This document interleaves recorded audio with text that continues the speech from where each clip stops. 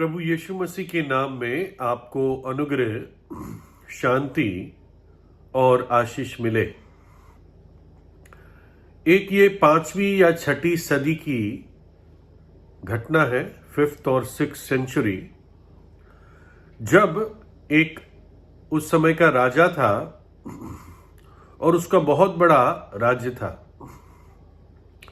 और उसके राज्य के किसी दूर के इलाके में कुछ लोगों ने उसके विरुद्ध बलवा किया अलग होने के लिए। तो राजा वहां पर गया और अपनी सेना लेकर, और उसने उस विद्रोह पर काबू पा लिया और जो बागियों की सेना बनी थी उनको हरा दिया। फिर राजा ने यह सोचा कि ये आखिर में तो मेरे ही लोग हैं। आमतौर से कोई एक या दो व्यक्ति जो बागी मेंटालिटी के होते हैं, सोच विचार के, वही ऐसी बगावत की रचना करते हैं। तो राजा ने क्या किया कि जो उसका महल था, वहां पर भी उसका महल था, उसने एक ऐसी जगह पर जो सबको दिख सके, उसने एक मोमबत्ती, उन समयों की मोमबत्ती जो मशीनों से नहीं बनती थी, तो एक मोमबत्ती जलाकर उसने सबके देखते देखते रख दी और ये कहा, ये घोषणा करवाई उस पूरे इलाके में कि जब तक ये मोमबत्ती जल रही है और उसके जलते जलते जो भी आकर सरेंडर कर लेगा, हार मान लेगा और वफादारी की शपथ खाएगा, तो मैं उस व्यक्ति को एक्सेप्ट कर लूंगा, उसको क्षमा कर दूंगा, उन पे कोई सजा नहीं होगी। और इस प्रकार से राजा ने दया और कृपा उन बागी प्रजा को दिखाई।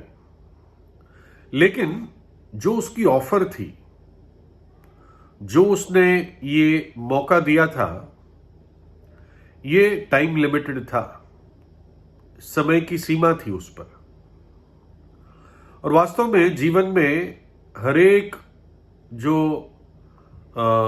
ऑफर मिलता है, प्रस्ताव मिलता है, उसमें हमेशा एक सीमा का शर्त होती है। समय की सीमा का हमेशा एक शर्त लगी रहती है, चाहे हम इस बात को जाने या ना जाने। कह सकते हैं कि हर एक प्रस्ताव के साथ एक मोमबत्ती जल रही है, ठीक है ना। और ये भाग्य के लिए भी सच है, समृद्धि के लिए सच है। जो ज्ञान आप लेते हैं कॉलेज में, स्कूल में, यूनिवर्सिटी में, उसके लिए सच है। सेहत के लिए सच है, प्रेम या स्नेह के लिए सच है।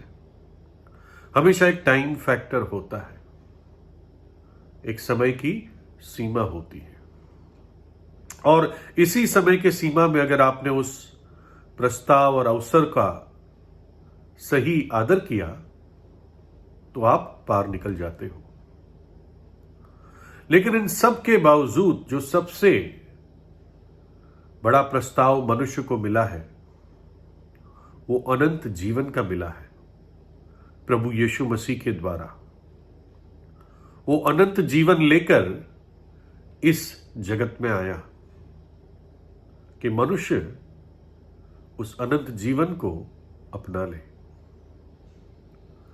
लिखा है यशाया में, जब तक यहोवा परमेश्वर मिल सकता है तब तक उसकी खोज में रहो, जब तक वो निकट है तब तक उसे पुकारो। दुष्ट अपनी चाल चलन और अनर्थकारी अपने सोच विचार छोड़कर यहोवा परमेश्वर की ओर फिरे, वह उस पर दया करेगा। वह हमारे परमेश्वर की ओर फिरे और वह पूरी रीति से उसको क्षमा करेगा।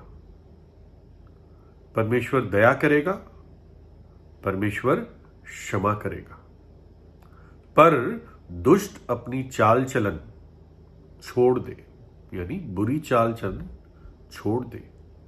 अनर्थकारी अपने बुरे और घिनौने सोच विचार को त्याग दे और प्रभु यीशु की ओर फिरे। क्यों? क्योंकि पहला, वो आपका सृष्टि करता है। दूसरा, आपका उद्धार करता है, अर्थात आपको उद्धार देने के लिए प्रभु यीशु मसीह ने क्रूस पर अपनी जान दी। वो भयानक नरक के दंड का दुख उसने अपने ऊपर उठा लिया, अपना पवित्र खून बहा दिया, ताकि उसके लहू के द्वारा मेरे और आपके पाप धुल सके जब हम विश्वास से उसके पास आते हैं। वो जीवित है, तीसरे दिन मृतकों में से जी उठा, इसलिए वो जीवित है।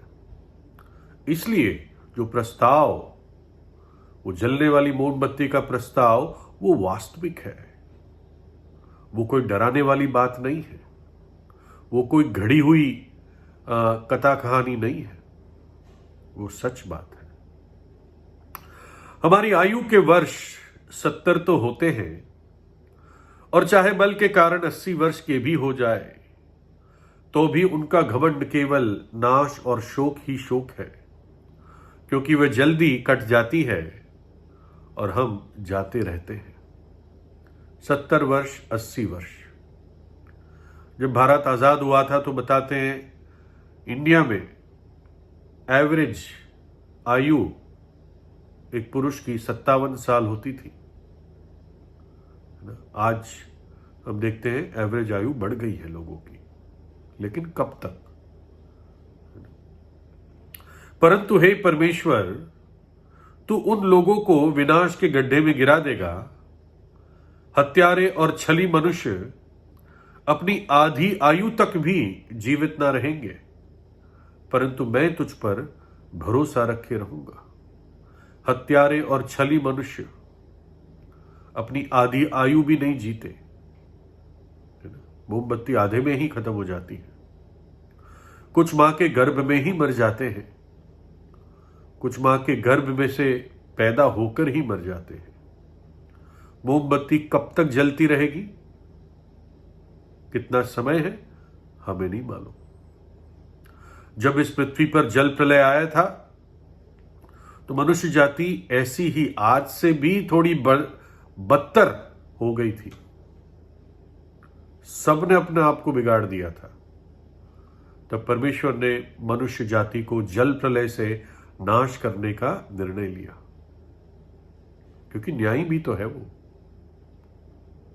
और तब प्रभु ने मनुष्य को 120 वर्ष दिए पश्चाताप के लिए। लेकिन 120 वर्ष तक पश्चाताप नहीं करेगा तो मैं जल प्रलय से सबको नाश करूंगा। एक परिवार था जो बचा रहा, परमेश्वर की इच्छा के अनुसार, नाप के अनुसार उसने जहाज बनाया और वो जहाज उस जल प्रलय में सुरक्षित रहा।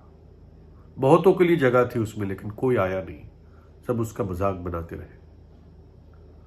क्योंकि माफ करना, और यहोवा ने, परमेश्वर ने कहा, मेरा आत्मा मनुष्य के साथ सदा वाद विवाद करता ना रहेगा, क्योंकि मनुष्य भी शरीर है, उसकी आयु, उसका समय जो उसको दिया जाता है, जो अवसर दिया जाता है, वो 120 वर्ष का है।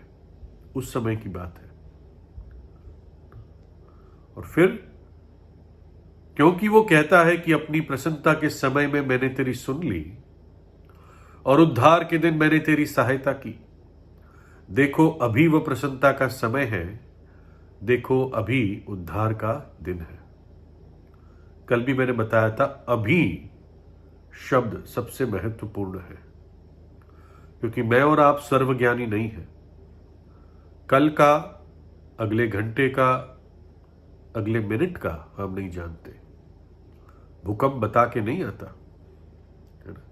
तो इसलिए याद रखें, आज वो प्रसन्नता का समय है, आज वो उद्धार का दिन है। अपने पापों से सच्चा पछताव कीजिए और प्रभु यीशु जो आपसे प्रेम करता है उस पर विश्वास कीजिए, अपने हृदय में बुलाइए, उससे प्रार्थना कीजिए। वो धर्म बनाने कतई नहीं आया, वो मनुष्य जाति का, मेरा और आपका उद्धार करने के लिए आया। प्रभु यीशु आपको आशीष दे।